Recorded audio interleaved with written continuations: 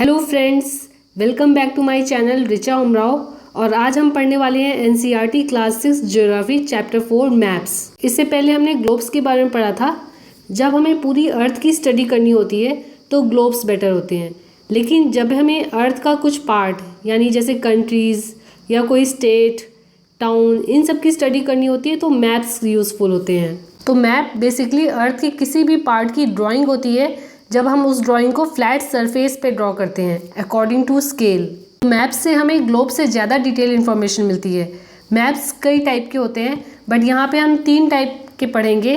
पहला है physical map और relief map, second political maps, third thematic maps. तो एक एक करके तीनों को पढ़ते हैं। फिजिकल मैप और रिलीफ मैप में हमें नेचुरल फीचर्स देखने को मिलते हैं। कहाँ पे पहाड़ हैं, नदियाँ हैं, प्लेट्यूज़ हैं, रिवर्स हैं, ओशन हैं, ये सब हमें फिजिकल मैप में देखने को मिलते हैं। पॉलिटिकल मैप्स में हमें अलग अलग कंट्रीज़ या फिर एक ही कंट्री में अलग अलग स्टेट बाउंड्री के साथ देखने को मिलते हैं, जैसे कि आप इस मैप में देख सकते हैं। ये इंडिया का पॉलिटिकल मैप है। और थीमेटिक मैप्स में हमें किसी भी एरिया की स्पेसिफिक इंफॉर्मेशन मिलती है, जैसे कि वहाँ पे कितनी रोड्स हैं, कितनी रेनफॉल होती है, फॉरेस्ट का डिस्ट्रीब्यूशन कैसा है, इंडस्ट्रीज़ का डिस्ट्रीब्यूशन कैसा है। फॉर एग्जाम्पल ये 2 मैप्स। तो इस फर्स्ट मैप में हमें नेचुरल हैज़ार्ड्स देखने को मिल रहे हैं। तो जैसे जम्मू कश्मीर का ये ग्रीन कलर का एरिया कोल्ड डेजर्ट शो हो रहा है, और ये ब्लू कलर की जो लाइंस हैं ये फ्लड प्रोन एरिया है। येलो कलर का रीजन ड्रॉट प्रोन एरिया है। और ये सेकेंड मैप इंडिया के सारे हाईवेज को शो कर रहा है। जो मोटी लाइन है वो नेशनल हाईवे और जो पतली लाइन है वो दूसरे रोड्स। तो आप देख सकते हैं कि इन सारे मैप्स में हमें ग्लोब से ज़्यादा डिटेल इन्फॉर्मेशन मिलती है, इसीलिए मैप्स बहुत ज़्यादा यूज़फुल होते हैं किसी भी रीजन के बारे में अच्छे से जानने के लिए। मैप्स के 3 कंपोनेंट होते हैं, डिस्टेंस, डायरेक्शन एंड सिंबल। सबसे पहले हम डिस्टेंस को देखते हैं। तो जैसा कि हम सब जानते हैं कि मैप में बहुत बड़े एरिया को एक छोटे से पेपर में दिखाया जाता है, तो उसमें एक्चुअल जो डिस्टेंस है और जो मैप में डिस्टेंस है उसका रेशियो मेंटेन रहता है, और उसी रेशियो को स्केल कहते हैं। इसको हम ऐसे समझ सकते हैं, फॉर एग्जांपल 2 सिटीज़ हैं ए और बी, जिनके बीच 500 किलोमीटर डिस्टेंस है और मैप में 5 सेंटीमीटर वो डिस्टेंस शो होता है। तो दूसरी जो सिटीज़ हैं सी और डी, जिनके बीच 200 किलोमीटर्स है, तो मैप पे उसको 2 सेंटीमीटर शो करेंगे। तो इससे हमें ये पता चलता है कि 100 किलोमीटर्स को 1 सेंटीमीटर शो करते हैं। तो हम किसी भी 2 सिटीज़ के बीच डिस्टेंस मैप में आराम से फाइंड आउट कर सकते हैं। तो जिस मैप में डिस्टेंस का रेशियो वही होता है जो एक्चुअली में होता है, उसको स्केल मैप कहते हैं। ये 2 टाइप के होते हैं, small scale map and large scale map. Small scale map में हम बहुत बड़े कॉन्टिनेंट्स या कंट्रीज़ को एक छोटे से पेपर में देख सकते हैं। तो इसमें ये स्केल हो सकती है, जैसे 500 किलोमीटर्स को 5 सेंटीमीटर शो करते हैं।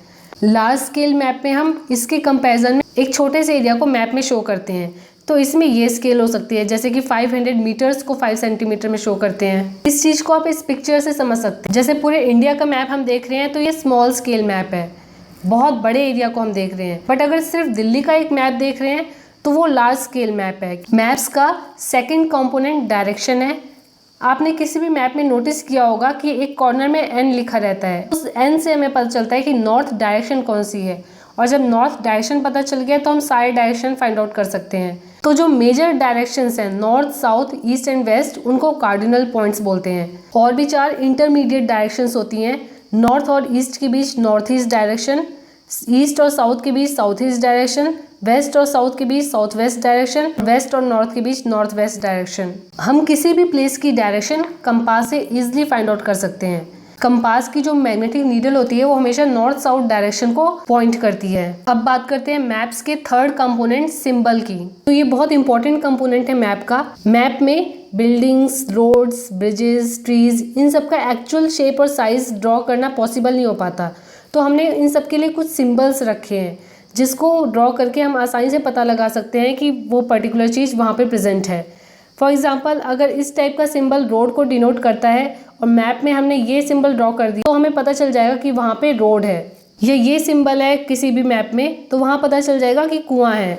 कुछ सिंबल्स को कन्वेंशनल सिंबल्स बोलते हैं। इनके लिए इंटरनेशनल एग्रीमेंट हुआ है कि पूरे वर्ल्ड में सेम ही सिंबल्स यूज होंगे, कहीं पे भी किसी भी देश में एक ही सिंबल यूज होगा। कन्वेंशनल सिंबल्स में से कुछ ये हैं। कभी कभी कुछ कलर्स भी मैप्स में सिंबल्स की तरह यूज होते हैं, तो एक पर्टिकुलर कलर एक स्पेसिफिक फीचर्स को डिनोट करता है। जैसे ब्लू कलर वाटर बॉडीज को डिनोट करता है, ब्राउन माउंटेन्स को, येलो प्लेट्यू को, ग्रीन कलर प्लेन्स को डिनोट करता है। स्केच और प्लान ये भी दो मैप्स की टाइप हैं। स्केच रफ ड्राइंग होती है जो लोग मेमोरी के बेस में ड्रॉ करते हैं कोई भी लोकेशन बताने के लिए। तो इसमें स्केल नहीं होता है, जस्ट रफ ड्राइंग होती है किसी भी जगह की। और जब हम किसी भी छोटे एरिया को लार्ज स्केल में ड्रॉ करते हैं उसको प्लान बोलते हैं।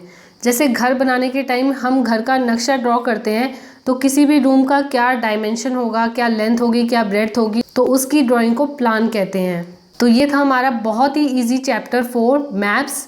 अब हम क्वेश्चंस देखते हैं। First, maps showing rainfall are known as. Next, if in a map 5 centimetre is equal to 500 metres, it is large scale map or small scale map? How many cardinal points are there in map?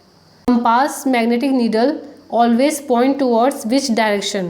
Yellow color in map signifies which of the following?